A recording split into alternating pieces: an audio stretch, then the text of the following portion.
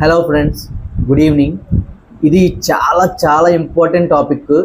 ఎందుకంటే మనం ఎలా మోసపోతున్నామో ఈ రాజకీయ నాయకుల ద్వారా అనేది తెలుసుకోవడానికి ఇదొక పచ్చి నిదర్శనం. సో ఇదైనా తెలుసుకుని ఖచ్చితంగా మీరు సామాన్యుడిగా మనం మారినప్పుడే రాజకీయ నాయకులు మారుతారు.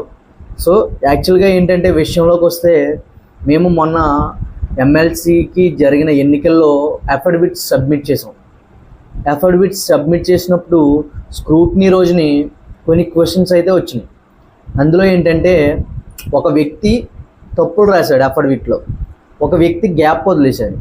తప్పులు రాసిన వ్యక్తిది నామినేషన్ యాక్సెప్ట్ చేశారు, అలాగే ఎవరైతే గ్యాప్స్ వదిలారో వాళ్ళకి రిజెక్ట్ చేశారు.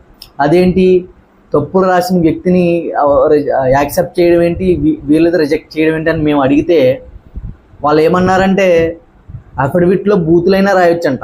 బూతులు అంటే అదే తప్పులు అంటే అబద్ధాలైనా రాయొచ్చు, కానీ గ్యాప్ వదలకూడదంట.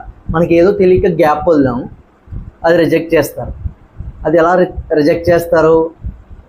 ఈయనేమో అన్ని అబద్ధాలు, అంటే 100 కోట్లు ఆస్తుందనుకో, 10 రూపాయలు రాసేయచ్చు. సో ఆ అబద్ధం రాసి ఇచ్చంట, గ్యాప్ వదలకూడదంట. ఇక్కడ మీరు కరెక్ట్గా అబ్జర్వ్ చేయండి. అంటే అఫిడవిట్లో అబద్ధాలు రాయొచ్చు, ఏదైనా రాయొచ్చు, కానీ నిజం తెలిసి నాకేం తెలియదు అన్నట్టు గ్యాప్ వదలకూడదంట. ఇక్కడ ఖచ్చితంగా మీరు ఆలోచించాలి, అసలు అబద్ధాలు ఎందుకు రాయాలి, అబద్ధాలు రాసింది ఎందుకు యాక్సెప్ట్ చేయాలి, అదొకటి.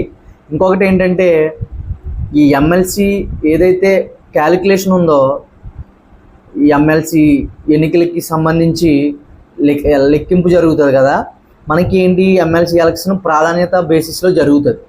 ఇక్కడ మీరు అబ్జర్వ్ చేయండి, క్లియర్గా అబ్జర్వ్ చేయండి. ఎమ్మెల్సీ ఎన్నికలు మొదటి ప్రాధాన్యత, రెండో ప్రాధాన్యత, మూడో ప్రాధాన్యత, అలాగా ఎంతమంది నిలబడితే అంతమంది ప్రాధాన్యత. ఇప్పుడు ఒక క్యాల్కులేషన్ జరుగుతుంది, ఎన్నికల కౌంటింగ్ జరుగుతుంది. అది జరిగినప్పుడు మొదటి ప్రాధాన్యత మీద ఎవరు గెలవాల, మొదటి ప్రాధాన్యత మీద ఎవరు గెలవనప్పుడు రెండో ప్రాధాన్యత లెక్క పెడతారు. కానీ ఇక్కడ కౌంటింగ్ ఎలా ఉంది, రెండవ ప్రాధాన్యత అంట కింద నుంచి ఎలిమినేట్ చేసుకుంటూ వస్తారంట. మొదటి ప్రాధాన్యతలో ఎవరికైతే తక్కువ వచ్చినాయో వాళ్ళని ఎలిమినేట్ చేసుకుంటూ వస్తారంట. ఇదేం లెక్క?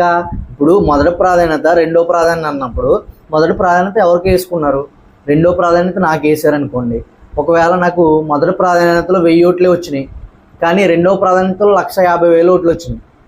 కానీ నేను ఆ 1000 ఓట్లు అంటే నేను అందరికన్నా బాటంలో ఉన్నా మొదటి ప్రాధాన్యతలో. సో